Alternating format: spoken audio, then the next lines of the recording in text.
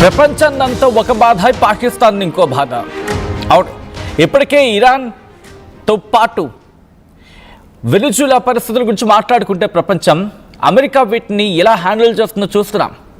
So వీళ్ళు కొట్టుకుంటుంటే మన పని మనం కానిచ్చేద్దాం అనుకుంటోంది ఈ పావు కేజీ పొట్లం పాకిస్తాన్.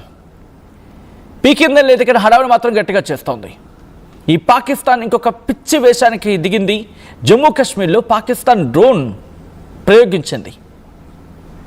అవును, మీరు వింటోంది, నేను అంటోంది అక్షరాల నిజం. జమ్మూ కాశ్మీర్లో పాకిస్తాన్ డ్రోన్ కలకలం రేపింది. సాంబా సెక్టార్లో డ్రోన్ కదలికలను గుర్తించింది బీఎస్ఎఫ్. ఇంకే ఉంది, అక్కడికి చేరుకుంది. డ్రోన్ ద్వారా ఆయుధాలు జారవిడిచింది పాకిస్తాన్. ఫ్లోరా గ్రామంలో పాక్ ఆయుధాలను గుర్తించడం జరిగింది.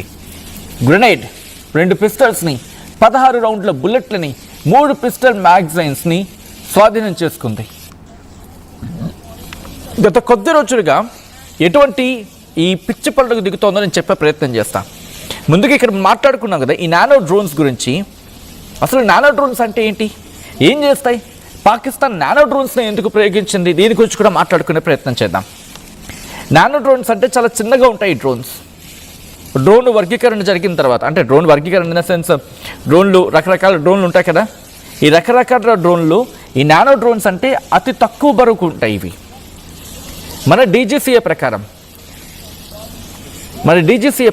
250 అంటే పావు కేజీ కన్నా తక్కువ ఉండే బరువులు, వీటిని నానో డ్రోన్స్ అంటారు. అంటే మన అరచేతిలో పట్టేంత మాత్రం ఉంటాయి ఇవి.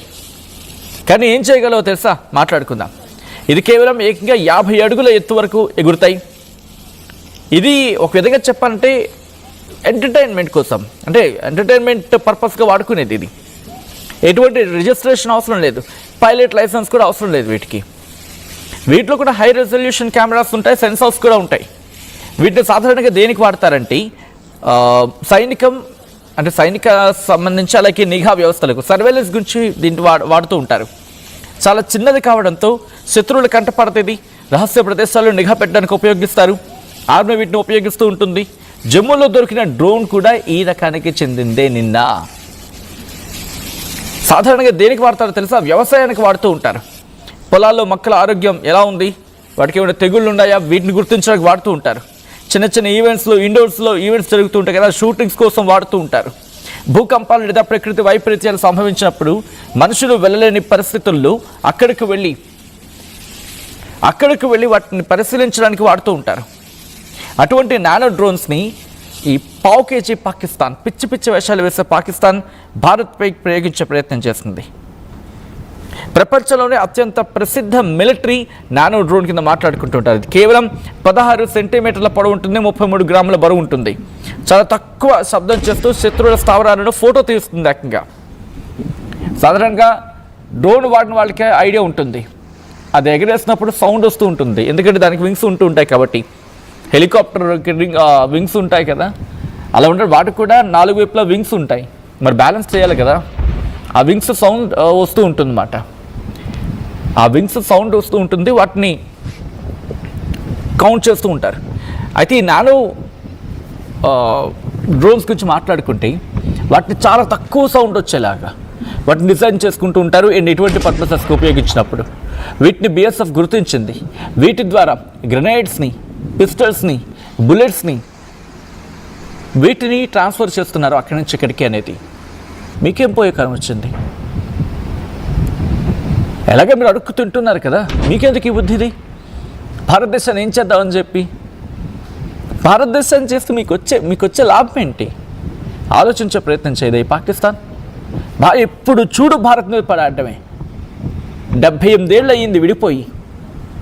ఈరోజు జీడిపిలో భారత్ ఎక్కడ ఉంది? అసలు మీకు జీడిపి అంటే గుర్తుందా? అసలు జీడిపి అంటే మీకు ఏమైనా అసలు తెలుసా?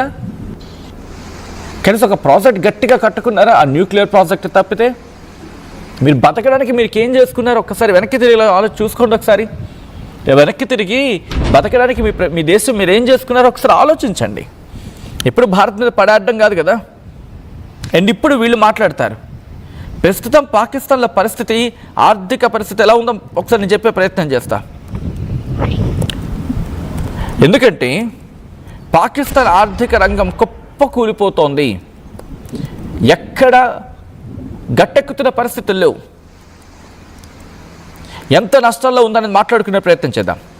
ఎంత నష్టపోతుంది అలా మాట్లాడుకుంటే ఆ డేటా వింటూ ఉంటే పూర్తిగా వాళ్ళకే ఫ్యూజ్ అవుట్ అవుతుంది. ఫస్ట్ డెప్ట్ క్రైసిస్లో ఇరుక్కుంది ఏకంగా. 2025 జూన్ నాటికి పాకిస్తాన్ మొత్తం అప్పుల గురించి మాట్లాడుకుంటే 80.6 ట్రిలియన్ పాకిస్తానీ రూపాయలు, 80.6 ట్రిలియన్ పాకిస్తానీ రూపాయలు. గత ఏడాదితో పోల్చుకుంటే 13% పెరిగిపోయింది. అంటే 2024తో పోల్చుకుంటే పెరిగిపోయింది.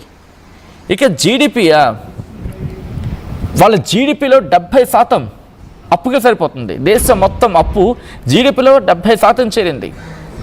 అంటే 100 రూపాయలు వచ్చింది అనుకుందాం. ఫర్ సపోజ్ నాకు 100 రూపాయలు జీతం వచ్చింది అనుకుందాం. For suppose I mean saying 100 రూపాయల జీతంలో 70 రూపాయలు అప్పులకి పోతే ఇంకా 30 రూపాయలు తినేదేంటి? ఇది పాకిస్తాన్ బతుకు. తిరిగి చెల్లించడానికి 2026 నాటికి చైనా, సౌదీ అరేబియా వంటి దేశాలకి సుమారు $77 బిలియన్ విదేశీ అప్పును తిరిగి చెల్లించాల్సి ఉంది పాకిస్తాన్. 2025-26 ఆర్థిక సంవత్సరంలో $23 బిలియన్ వాళ్ళు చెల్లింపులు చేయాలి.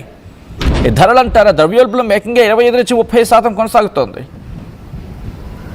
కనీసం ఒక సగటు పాకిస్తానీ పౌరుడు వాళ్ళ ఆదాయంలో 63% కేవలం ఆహారానికి 37% ఖర్చు చేయాల్సి వస్తుంది. విద్యుత్కి అంటే ఎలక్ట్రిసిటీ బిల్లుకి, గ్యాస్ బిల్లుకి ఇంకొక 26% ఖర్చు చేయాల్సి వస్తుంది. నిరుద్యోగం, దేశ జనాభాలో 64% మంది యువత ఉన్నా కూడా వాళ్ళకి సరైన ఉపాధి లేదు. గ్రాడ్యుయేట్లు కూడా లేరు. అంతగా ఉన్న తక్కువ జీతాల కోసం వలస వెళ్ళిపోవాల్సి వస్తుంది. వరల్డ్ బ్యాంక్ నివేదిక ప్రకారం, ఇది నేను చెప్తున్న మాట కాదు, గణాంకాలతో సైతం చెప్పే ప్రయత్నం చేస్తాను, పాకిస్తాన్ ఇటువంటి దుర్భర జీవితాన్ని బతుకుతున్నప్పుడు ఎలా చెప్పగలదు? ఇలా ఇటువంటి ప్రయోగాలు చేయగలదు? భారత్ని దెబ్బకొట్టే ప్రయత్నం చేస్తావా? సిగ్గుందా? నీ ఉగ్రవాదులే తిరగబడుతున్నారు ఈరోజు. నువ్వు పెంచి పోషించిన ఉగ్రవాదులే నీ మీద తిరగబడుతున్న రోజులు వచ్చేసాయి. నువ్వు పెంచి పోషించిన లష్కర్ ఏ తైబాని నీ మీద తిరగబడుతోంది ఈరోజు. చదువుకో, పేపర్లు చదువు, తెలుస్తుంది. కొంచెం వరల్డ్ మ్యాగజైన్స్ చదువుతూ ఉండు. పాకిస్తాన్ కొంచెం వరల్డ్ మ్యాగజైన్స్ దాంతోపాటు ఉంటాయి కదా, న్యూస్ పేపర్స్ ఉంటాయి కదా, కొంచెం చదువుతూ ఉండు.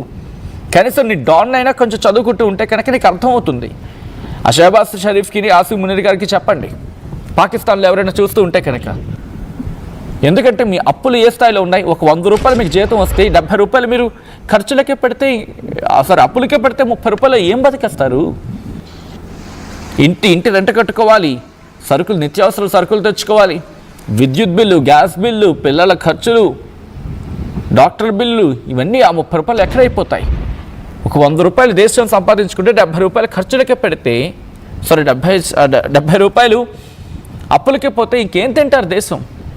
అండ్ మీరా ఈ డ్రోన్స్ వదిలేది ఎక్కడి నుంచి వస్తుంది మీకు? ఇది ఎవరి దండు చూసుకొని, ఎవరు అండ చూసుకొని? చైనా అండ చూసుకొని మురిసిపోతున్నారా? అమెరికా అండ చూసుకొని విరవీగుతున్నారా? ఎన్ని రోజులు ఇస్తారు? బెలూచిస్తాన్ మీ నుంచి పారిపోయేంత వరకు అఫ్కోర్స్ పారిపోయింది, ఏం లేదు మీకు అక్కడ. ఇప్పటికీ వీళ్ళు ఆ పిచ్చి పనులు ఆపట్లేదు. దానికి సంబంధించి బ్రేకింగ్ న్యూస్ చూస్తున్నారు. ఇటు భారత్ చూస్తూ ఊరుకోదు పాకిస్తాన్. వీళ్ళు ఏం చేస్తారో తెలుసా? జమ్మూ కాశ్మీర్లో వాళ్ళ డ్రోన్ ప్రయోగించే ప్రయత్నం చేశారట. సాంబా సెక్టార్లో డ్రోన్ కదలికను గుర్తించింది మన బోర్డర్ సెక్యూరిటీ ఫోర్స్. వెంటనే డ్రోన్ ద్వారా ఆయుధాలను జారవిడిచిన ఆ పాకిస్తాన్ నానో డ్రోన్ని పట్టుకునే ప్రయత్నం చేస్తుంది. పట్టుకుంది కూడా. ఫ్లోరా గ్రామంలోని పాక్ ఆయుధాలను గుర్తించింది. ఏకంగా గ్రెనేడ్, 2 పిస్టల్స్, 16 రౌండ్ల బుల్లెట్లను స్వాధీనం చేసుకుంది. 3 పిస్టల్ మ్యాగజైన్స్ను కూడా స్వాధీనం చేసుకుంది బిఎస్ఎఫ్. ఈ కథనం మిమ్మల్ని కాస్త కలవరపరచొచ్చు. అయితే మిమ్మల్ని కలవరపాటు గురి చేయడం ఆర్టీవీ ఉద్దేశం కాదు, కానీ ఇటువంటి కథనాలు చూసినప్పుడు కాస్త కలవరపాటు గురే అవకాశం ఉంటుంది. కాబట్టి దీనికి సంబంధించి తగిన జాగ్రత్తలు తీసుకోవాలని ఆర్టీవీ సూచించడం జరుగుతోంది. This is a disturbing content.